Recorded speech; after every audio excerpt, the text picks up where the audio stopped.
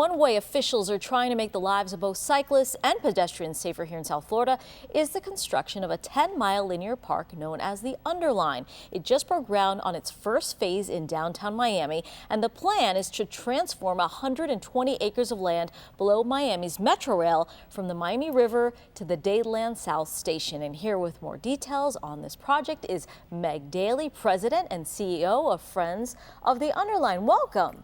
Thank you for having us. First, let's talk about why. What was the inspiration for this, for you? So about 5 years ago, I had a bike accident and broke both of my arms.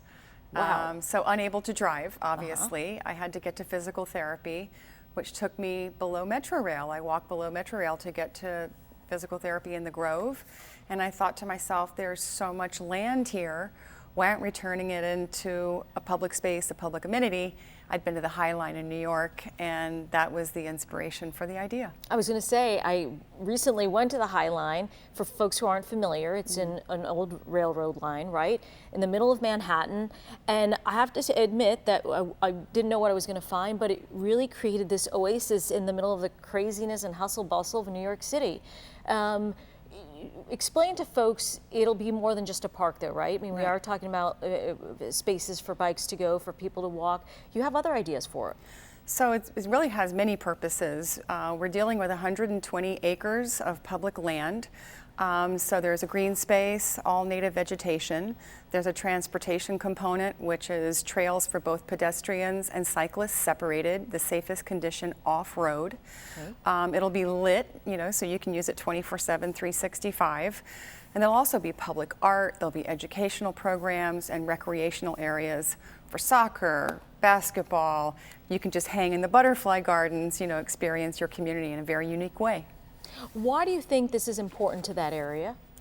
I think it's important to every, I think it's important to have green spaces. I'm going to interrupt you a second. We're looking at images. Tell me what those images are. That's a rendering of, right? So the design team is James Corner, Field Operations out of New York, who also did the High Line. And we got incredible public input. We had many public meetings, community discussions, and everything you're seeing in these images that were part of the master plan really were from input of the public. They wanted to see these two separate trails. They wanted all native vegetation. They wanted us to use sustainable lighting, public art, and really create a gathering space for community, because 10 miles is a big distance. And it goes through so many different neighborhoods that we want to make sure that we have unique moments for each of those communities. Now let's talk about cost. $34 million for the first two phases, correct? That was the cost for the first two phases. Right. There's 8 phases in all. Some people are going to question, is it worth the money?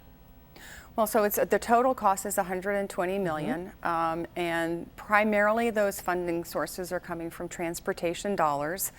If you want to build a great park like this, there really is no one funding source. We've had to go to federal, state, county, and municipal resources to get $90 million of commitments towards the $120 million. So High Line, Atlanta Beltline, Chicago 606, Central Park. I mean, the evidence is there that these great parks really do transform their communities. So there's about $30 million left to come up with?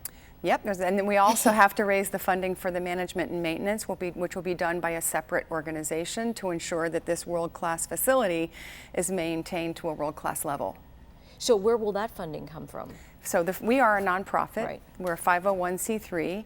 And so we're responsible for funding that organization through a variety of sources, including sponsorships, private donations, and we need the village of this community to step up and support that. So you would like to see private folks come forward? Absolutely, and every dollar, because we're a nonprofit, every dollar that goes to our organization manages our little staff that's moving mountains, and then the separate organization for maintenance will be primarily privately funded. So let's talk about, we were talking about breaking ground on this already. Talk about the first phase. What will we see when it's completed? So the first phase is really specific to the Brickell area in terms of the needs of that community. There really is no backyard for those families, and it's a growing neighborhood. We directly front an elementary school, Southside Elementary. There's going to be a basketball court, soccer court. There's going to be 4 butterfly gardens, communal table for 50 people to dine together. People eat together, they like each other more. Gaming tables for dominoes, checkers, and chess, 2 dog parks. So there's a lot going on in 10 acres. Is there a concern though about coming up with those last, $30 million and the funds needed to, maintain this? Because obviously, the folks in Brickell are excited about it. They don't have a backyard, but I'm talking about, the later phases of this further down south. So I'm really not concerned because, every day is a concern because, you have a triumph one day and the next day you have to put your boots on and go back to work. So right now we're working very closely with the agency that's leading this project at the county level is the Department of Transportation and Public Works. And they've really stepped outside of your typical bus and MetroRail and mass transit and have embraced this project as an alternative transportation with connections to mass transit for better accessibility. So I think the hardest dollar was the first, right. But no dollar is easy. So we always have lots of sort of ovens in something in the fire, doing a lot of things at the same time. Yeah. And I think that's how we've been able to make this the fastest moving project of its scope in the United States. This has got to be all consuming for you. Are there ever moments where you're like, wow, why did I take this on?